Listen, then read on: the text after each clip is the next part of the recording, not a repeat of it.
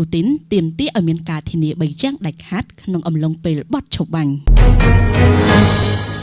ប្រធានាធិបតីរុស្ស៊ី Vladimir Putin បានបង្ហាញការគាំទ្រចំពោះបទឈប់បាញ់រយៈពេល30ថ្ងៃជាមួយនឹងអ៊ុយក្រែនប៉ុន្តែលោកក៏បានទាមទារឲ្យមានការធានា3យ៉ាងដាច់ខាតផងដែរអំឡុងពេលបទឈប់បាញ់នោះនេះបើយោងតាមការចុះផ្សាយរបស់ RT ថ្លែងក្នុងសន្និសីទសារព័ត៌មានជាមួយប្រធានាធិបតីបេឡារុសកាលពីថ្ងៃប្រហ័សទី13ខែមីនាលោកពូទីនបានបញ្ជាក់យ៉ាងច្បាស់ថាយើងចង់បានការធានាថាក្នុងអំឡុងពេល30ថ្ងៃនោះអ៊ុយក្រែននឹងមិនត្រូវចល័តទ័ពបង្វឹកទ័ពថ្មី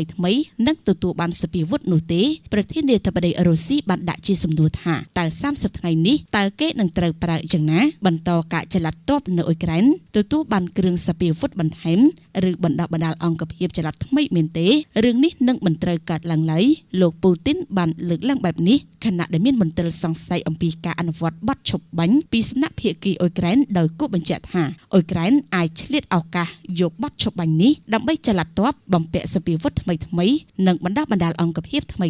ដើម្បីប្រយុទ្ធជាមួយរុស្ស៊ីការទាមទាររបស់លោកពូទីនកើតឡើងចំពេលលេចឮព័ត៌មានថាកងទ័ពរុស្ស៊ីកំពុងមានព្រៀបយ៉ាងខ្លាំងនៅក្នុងការរំដោះទឹកដីនៅសមរភូមិក្នុងតំបន់ខឺ